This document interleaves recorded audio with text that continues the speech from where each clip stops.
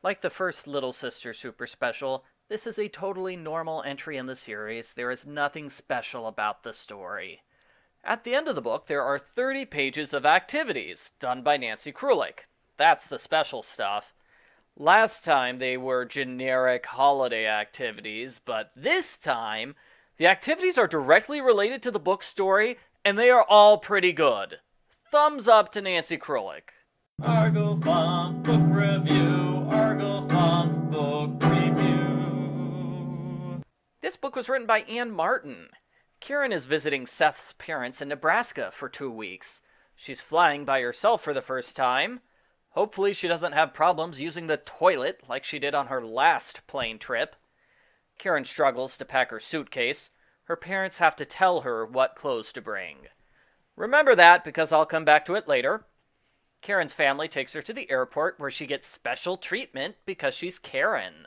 Not only does she get her own personal flight attendant, but she gets to go on the plane first.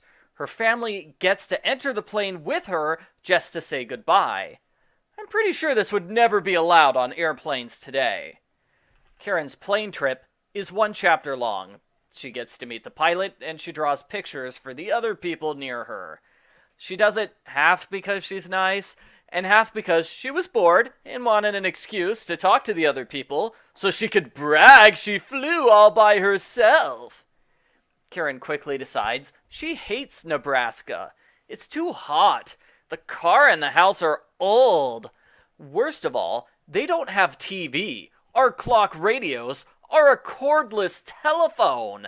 How could anyone live like this? She calls home and complains, but her parents brush off her complaints, saying she's just homesick, and she'll change her mind when she learns about all the fun things she can do on the farm. She can feed the animals and help with the cooking. Karen says no, she doesn't want to do chores for fun. That made me laugh. Karen tries to get out of doing chores by wearing fancy clothes and complaining she can't get them dirty. Her grandparents make her change clothes, and she's mad her trick didn't work. Karen's upset to learn the nearest town is over 30 miles away, and the only kid nearby is named Tia. Tia wears overalls and uses a boy bicycle, so Karen figures she's weird. Everything changes when Granny shows Karen a garden. Karen can't believe they grow food on a farm. That is so amazing. Karen is no longer bored by Nebraska. Working in a garden all day is way better than watching TV. I'm not joking. Karen falls in love with farm chores. She spends 8 hours a day gardening. How large is this garden? Karen gets bored again when it rains. That's when Granny teaches her how to knit. Super fun! Tia comes over and teaches her how to make her own board games. That actually does sound kind of fun. Way more fun than weeding a garden for hours, that's for sure. Let's go back to Karen's clothes. Remember how her parents helped her pack? Well, it turns out they only packed one outfit which can be worn on the farm. Everything else is fancy dresses. Good going, you idiots. Karen asks for some real farm clothes, so they take her to the town, which only has 4 buildings.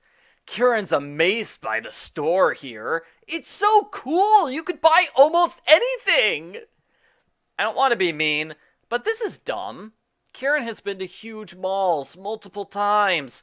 There is no way she would be impressed by a tiny general merchandise store. Karen has a sleepover with Tia, they run an unsuccessful vegetable stand, and some chickens hatch.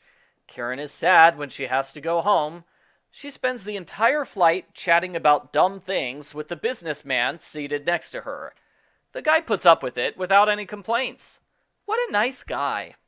The end. Post-book follow-up. Here's the Karen drinking game. Karen complained a lot, but she never lied or said tutu. That's because Karen doesn't give a full recap. Normally, her recap takes up a full chapter. In this book, the recap is only a third of a chapter. Honestly, that makes this book super special. No recap. This book is interesting until halfway through when Karen decides she loves farm life because farms have gardening and knitting. Not only is that completely unrealistic, but it ruins the book. Karen resolved all of her conflict halfway through. Now there's nothing else for her to do. So the rest of the book is fluff material with no narrative thread.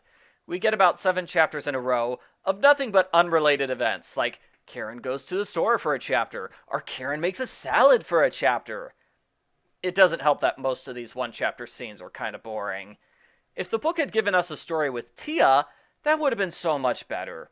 Say Karen has to learn to become friends with Tia in the same way she learns to love life on the farm. That could have worked. We could have had some parallelism with the stories. It would have been good.